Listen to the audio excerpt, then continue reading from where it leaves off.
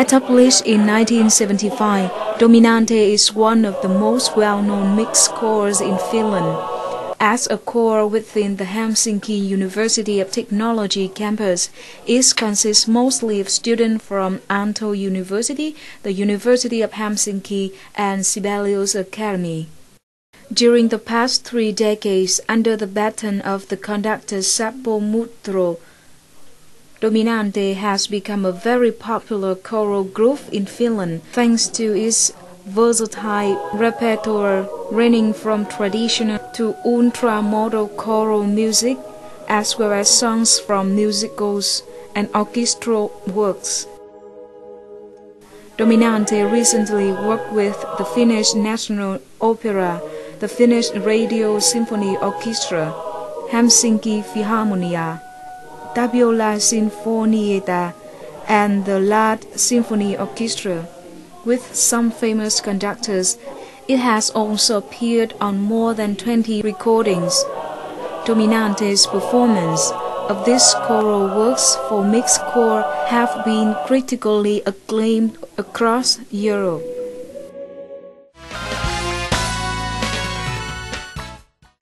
Hello everyone, and it is our pleasure to see you again at 8:30 p.m. on NETVIET VTC10.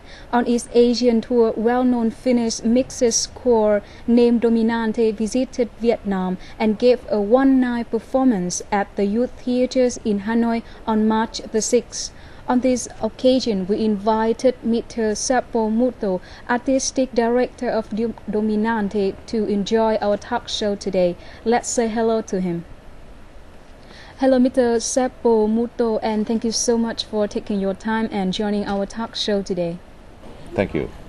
Mr. Mutro, we know that Dominante is traveling through some Asian countries, and why did the choir decided to visit Vietnam and give a performance in Vietnam on this occasion?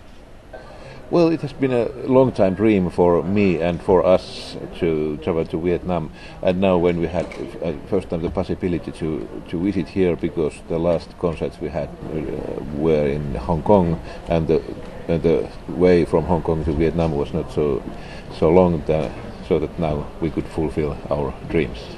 Could you please share with us about the feelings of the group, all the members in the choir, about the first visit to Vietnam this time? Well, it has been just amazing, because Vietnam is so different from every other country we have visited. So it has been a real great joy for us, for all of us. What will be the program that Dominante will bring to the Vietnamese audience on this occasion? Yes, of course, because we are a Finnish choir, we sing mostly Finnish music. We start with Finnish folk songs with different kind of settings. There's a bit dancing also with them, and then afterwards we are going to sing some international all-time favorites. So maybe there are plenty of people who know these songs, including, for example, Over the Rainbow and so on. And then finally we are going to sing more traditional Finnish music, modern music, and it's really, I try to say, demanding program we're going to sing. And finally, we arrived in London and singing. Chúng ta sẽ chuyển sang phần các bài hát quốc tế. Đầu tiên, chúng ta sẽ cùng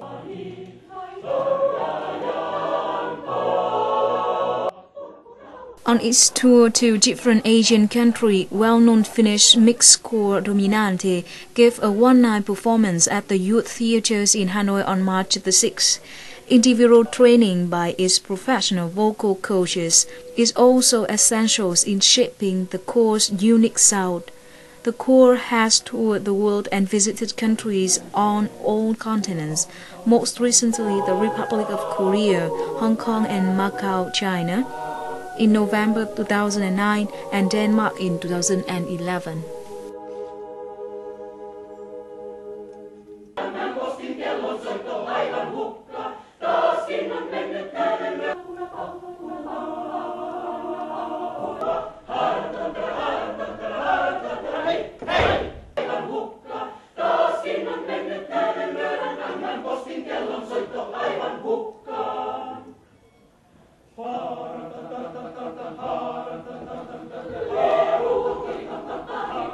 Well, in Finland we don't really have professional choirs, so the student choirs are almost as good as professionals. But we practice once a week, and if there's more concerts or before this trip, we practiced more. Well, I think the main message is that music is universal, and it's possible to enjoy all kinds of music in different countries. And I'm glad that Dominante is such an excellent, let's say, musical ambassador of Finland. Hello, everyone. We're very happy to be here, and hopefully lots of you get to hear us tomorrow. Dominante consists of mostly students, and however, during the past 3 decades under the baton of you, Dominante has become a very popular choral group in Finland and in all over the world too. So could you please share with us about experiences to bring music too close to the student and help them to become nearly professional artists, even they are just students at the universities? Well, it's a question of hard work because it's the same thing, I think, in music as it's in sports. So that if you don't need only good players or good musicians, you have to get them play together, to sing together, to make music together. And it's only work. We will sing much together. We will spend time together so that everyone knows each other and we can make music as in a harmony. Well, we have vocal coach with us, and every member has a possibility to take lessons, single lessons, individual lessons, to build his own or her own voice, and then we have small groups with the quartets and so singing different kind of repertoire, for example jazz and so on, and so that they can develop their skills in that way. And then we do quite a lot of work together, and I think almost everybody has a background in musical education before they come into the choir, so they can play some kind of instrument, mostly pianos and many other instruments, and they know music already quite good, and they know the theoretical things, so it's much easier to continue from that basis. Apart from ultra-modal choral music, as well as songs from musical and orchestra music work, Dominante also perform traditional music, so could you share with us about them? Yes, of course. I think it's the same thing in every country. Every country has a good national tradition, and in Finland especially, the modern composers, they are very interested in folk music, and they make new arrangements also in modern style, not only with old tradition. And also in our repertoire tonight, we are going to have some pieces traditional folk music, but the settings are modern. So it's a very interesting combination. Is it hard for you and for people, especially the student, to get familiar and also become more and more love with the traditional music of Finland? What are the ways to make it easier and easier? Yes, I think in every country it's the most important thing that you use the music in a way or another. I think that if you make the traditional music in a modern way, it will not harm the original music. If you preserve the old music, so the old instruments and the old way of singing and so on, and I think it's a very important thing. And of course now when we talk of globalization, so I think it will be more and more important to keep the old traditions, to be here, to be as Vietnamese, or by us to be a Finn with the Finnish culture, so we can work together with other countries, preserving our own culture. But I think it's very important. The reason that we raised this question is because Vietnam has different types of traditional music which were organized as a World Heritage, including Quan Họ or Hát Xoan. So do you think that bringing traditional music into schools will be a special and effective way to preserve the cultural heritage? It's same thing all over the world, that the young people, they have their own culture and they are more connected with internet or the social media with the music of their own. But I think we try to use also the traditional music in a new way. For example, in Finland there are some ensembles and bands, rock bands, they use also folk music as a tradition. They make it new, and they are quite popular.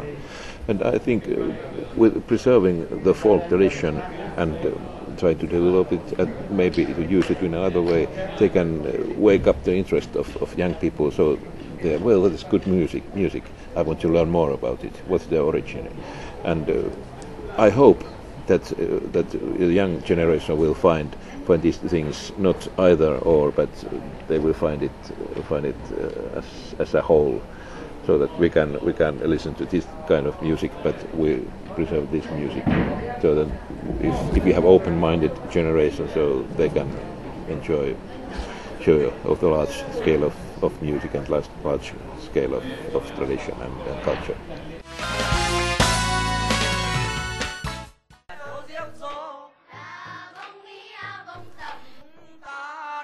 Many traditional art forms of Vietnam, including Xoan singing, ca trù, and Quan Họ folk songs, were recognized by UNESCO as World Heritage. In order to preserve these traditional art forms, Vietnam has taken different measures, including teaching folk songs within schools and communities. However, the education about those preserved heritage should be more effective, and the performance should be more professional to get the attention of all society in the preservation work.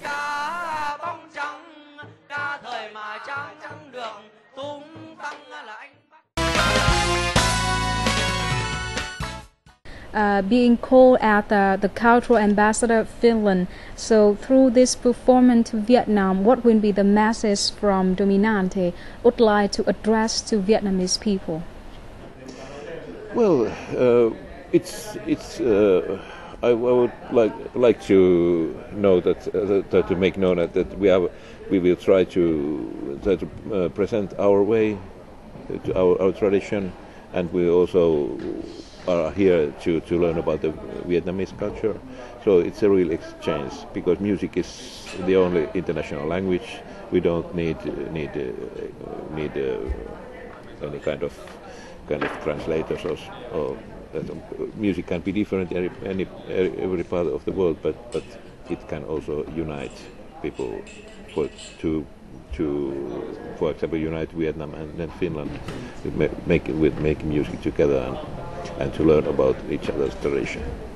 Will Dominante come back and perform to the Vietnamese audience in the near future?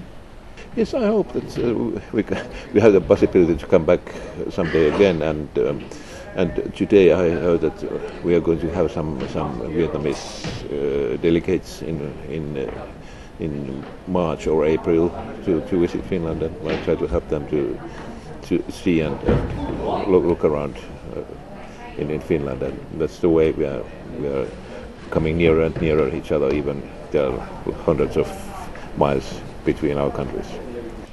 Once again, thank you so much for taking your time and joining our talk show today. And we really hope that you will have greater success, and also Dominante will have greater success in the future, not only in Finland, but also in other countries in the world. Thank you. Thank you so much. Thank you so much for your watching today, and if you have any question or recommendation for Sharing Vietnam, please don't hesitate to send us an email at sharingvietnam@gmail.com. We always look forward to hearing from you. Thank you so much, and we hope to see you next time. Dù chỉ là một dàn hợp xướng bao gồm các thành viên là sinh viên một số trường đại học tại Phần Lan, tuy nhiên bằng tâm huyết, nỗ lực và cách tổ chức chuyên nghiệp, họ đã thành công trong việc gìn giữ và phát huy giá trị những loại hình nghệ thuật truyền thống ở Phần Lan. Đây chắc chắn sẽ là mô hình hữu ích mà Việt Nam cần tham khảo trong quá trình bảo tồn những loại hình nghệ thuật cổ truyền của mình. Quay trở lại với một số thông tin kinh tế, chúng ta sẽ cùng gặp lại với biên tập viên Nguyễn Tùng để đến với câu chuyện hội nhập của ngành dệt may. Xin cảm ơn biên tập viên Thanh Trang. Thưa quý vị và các bạn, việc xây dựng nhà máy sơ sợi tổng hợp Polyte Đình Vũ vừa qua được coi là việc làm cần thiết để ngành dệt may có thể chủ động được nguồn nguyên liệu sơ sợi, giải bài toán khó của các doanh nghiệp trong ngành. Câu chuyện cụ thể sẽ có ngay sau đây.